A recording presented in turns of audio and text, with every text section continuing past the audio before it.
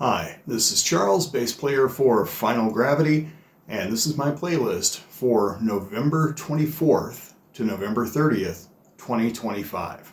First up this week was a band called Blood Incantation with their EP Luminescent Bridge from 2023. There are only 2 tracks on this EP. Obliquity of the Ecliptic is about 9 minutes long, and it is black metal with blast beats and staccato rhythms that remind me a little bit of Slayer's Raining Blood. They have changing riffs and sections one after another until about 3.5 minutes in, when it all goes trippy and atmospheric with 1970s style synth pads. The title track is a long, drawn-out piece, vaguely reminiscent of the theme from Twin Peaks called Falling. It's a slow tempo, there's no vocals, and the last 2 minutes is just a non-rhythmic cosmic outro. These guys are truly one of the most idiosyncratic bands that are out there right now in the metal world, and I am super happy that people are still pushing boundaries even at this late date. Next, I listened to Steve Morse band, Triangulation from 2025. This is exactly what you expect. Instrumental, no vocals, outstanding and tasteful playing. Steve Morse was the guitarist for Deep Purple for 28 years, but it did not seem to rub off on him at all. This is a typical Steve Morse album. The MVP here, though, I have to say, is Dave LaRue. His bass playing is really versatile and covers a lot of genres and styles. There are some guest artists as well. For instance, you have Eric Johnson playing on a song called Tex Us. Another standout track is called Too Many Parts, the title of which references a 1989 song of his called Too Many Notes, with some impressively tight guitar and bass runs and some extra but not excessive drumming. The title track features Dream Theater guitar monster John Petrucci, and it is the heaviest sounding piece on here. Overall, it's a great collection, and it's like Steve Morse had never stopped doing albums. There's been a huge break between his previous record and this one, but there's no difference. Outstanding, eclectic instrumental rock. I took a road trip during the last week and listened to a lot of ambient music. One of these was a Michael Stearns album called The Lost World from 1995. He is an ambient artist that started in the 1970s. He's best known for doing the soundtracks to the documentaries Kronos, Baraka, and Samsara for director Ron Frick.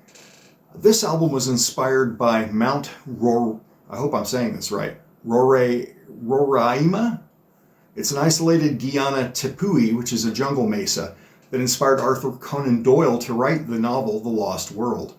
The album is programmatic in its sequencing, like the score to a movie. It's full of soaring, wordless vocals, extended atmospherics, indigenous percussion, and lots of sound effects to really set the scene. It's sort of an audio journey. The next ambient artist I listened to was Robert Rich. He really is my favorite. Nice guy, too. Very cool. I listened to his album Seven Veils from 1998. It has ethnic flutes, Japanese-sounding instrument, I believe it's a shamisen, steel guitar, violin, gamelan, tribal percussion. There's not a lot of harmonic movement, but Robert Rich's use of just intonation makes things sound right, but wrong at the same time. There are fretless bass keyboard patches, there are some dissonant patches, there's unsettled tonality.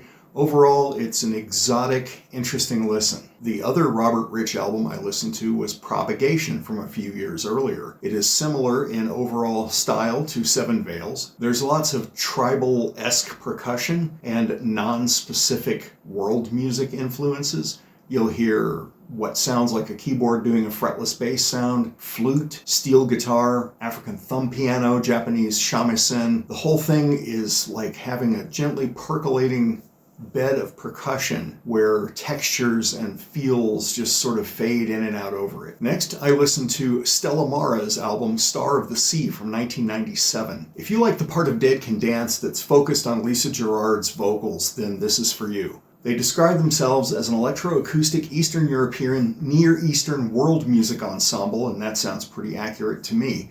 Violins, viola, cello, hammered dulcimer, percussion, and synth pads fill up space. There's not a whole lot of harmonic movement here. It's mainly about vibe, feel, and groove.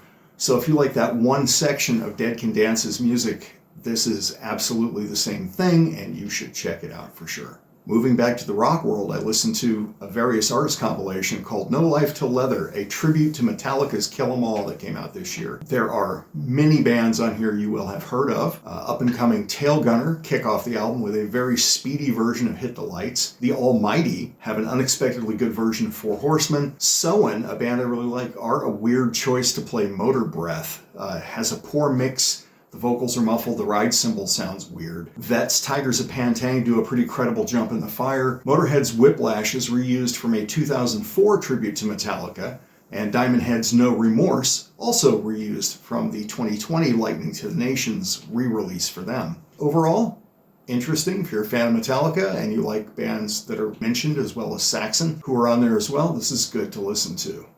Maybe not own, but definitely check out. Still in the rock and metal world, I checked out Japanese band Ningen Isu with their album Matter is Void from 2023. The first track, Farewell to the World, has a portentous building intro that throws back to 70s and 80s songs. 4 minutes in, we get a galloping rhythm, like an Iron Maiden track.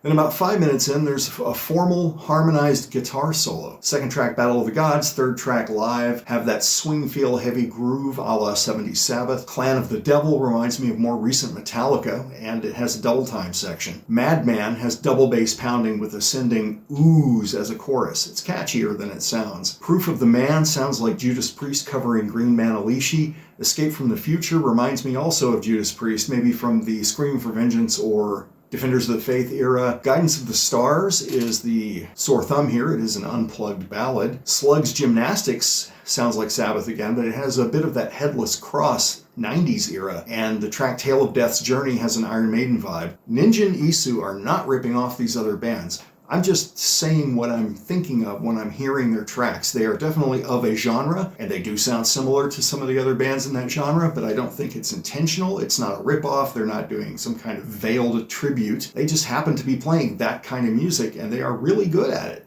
Yes, it's in Japanese, but get over it. And finally, I listened to another ambient artist, Steve Roach. His album Dreamtime Return from 1988 has very 80s drum machine sounds that are thrown into really wet reverb with some delay. There are shifting synth patches that sound like strings and voices, again, very 80s. There are percolating sequencers. It reminds me of Tangerine Dream a bit. You'll also find didgeridoos, tribal percussion, violin, rain sticks.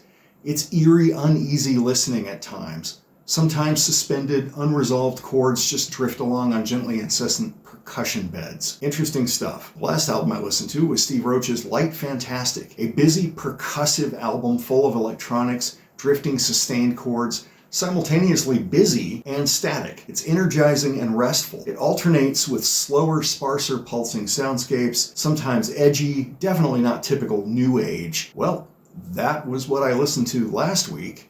And I will see you all next week. And here is the t-shirt of the week. More human than human is our motto.